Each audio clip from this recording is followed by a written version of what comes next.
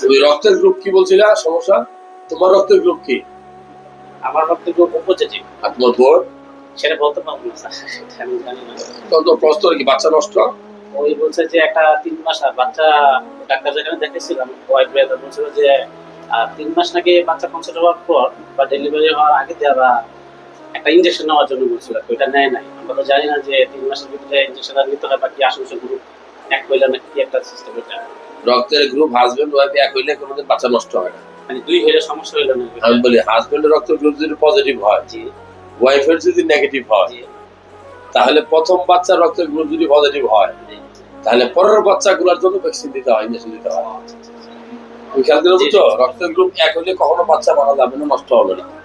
বরং উল্টা, হাজবেন্ডের যদি পজিটিভ হয়, ওয়াইফের যদি রক্তের গ্রুপ নেগেটিভ হয়, তাদের প্রথম সন্তান যদি রক্তের গ্রুপ পজিটিভ জন্মগ্রহণ করে, তাহলে মাকে একটা ইনজেকশন দেওয়া লাগে, না হলে পরবর্তী বাচ্চাগুলা এই প্রবলেম হয়। আচ্ছা, হয়তো এরকম হইতে পারে, হয়তো আমি ভুল শুনছি আর কি। এরকম নাকি, সেজন্য নাকি হয়তো ডাক্তার বলছে যে ইনজেকশন নেওয়া হয়নি, সেই জন্য নাকি বাচ্চাটা টিকে নেই।